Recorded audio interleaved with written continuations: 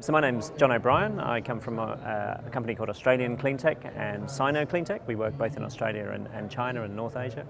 And we facilitate investment into clean technologies. So everything from emerging companies through to large projects, and work for governments, and we work for companies, and we work for investors. Obtaining financing into clean tech can be very challenging, and particularly at the moment in countries such as Australia, where carbon taxes are not so popular. So the challenge is often that investors think that the investment is all about saving the environment, whereas the advantage of clean tech over sort of deep environmental investment is that it has economic sense as well as environmental benefits. So the companies that we work with and the projects we work with have both economic and environmental benefits, and the challenge is actually to communicate that to the investment community, that they're going to make good money and there will be environmental benefits too.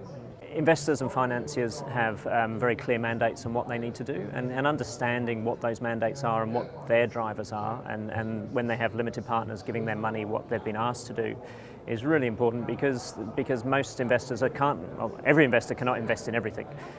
So you have to understand exactly what the niche is and what the investor wants to be able to take them the right project.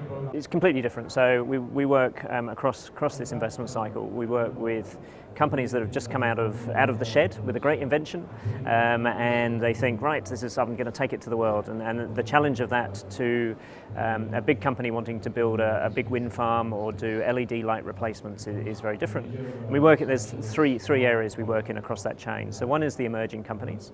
And the projects we deliver there are generally funded by government to help build the capability of those companies, to celebrate their success and to build their connections and make introductions for them, and take them from a good technology into a great business.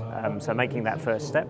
The second step is the more mature companies. So they're already selling products, they're doing good projects, but connecting them with really big money. So through the Global Cleantech Cluster Association, which is a global organisation which has 50 members and 10,000 companies, we're looking to connect them with the really big pension funds. So we've got the P80, the biggest 80 pension funds in the world, are saying we want to see bundled up projects. And then the cluster members, of which we are one in Australia, we will look for projects that fit that. And our first projects are going to be LED streetlights, where we're going to bundle up a whole lot of projects and then take them to the pension funds and get those funded on a global scale. And then the third area is where you get big listed companies, and to do that you need to increase the awareness and the knowledge and the understanding of how those sectors are working. And to do this we publish stock market indices. So there's the China Cleantech Index and the Australian Cleantech Index, to help fund managers around the world understand where they can make money and importantly where they're going to lose money. Successful cleantech investment is one. When we're working with cleantech companies, we tell them that the communication and the story they have to tell has to be to sell to the CFO of the investor or the CFO of their customer. There has to be a financial business case to the cleantech solution.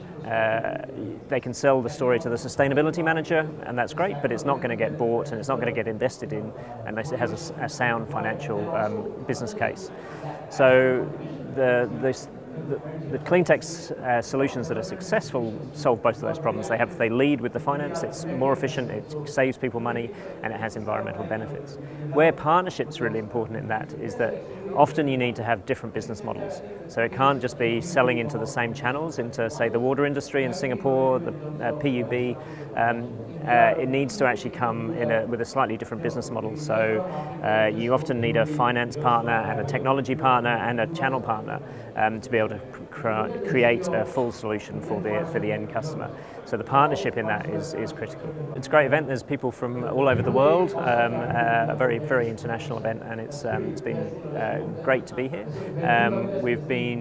We come through Singapore, we do some work in Singapore, so it's good to increase our exposure to the Singapore market, but more importantly to meet people from around the world. More people from around the world, of course, is good. The other one of the things we've run in Australia, we run a similar type of event, and one of the things that is particularly successful is where you have entrepreneurs and investors, and you have organised speed dating. So you have 10-minute pitches. So we have a room of 20 investors and 30 clean tech companies, and they have 10 minutes to do their pitch to the investor, and then they move on, all sort of highly organised, and that can create significant value for all parties.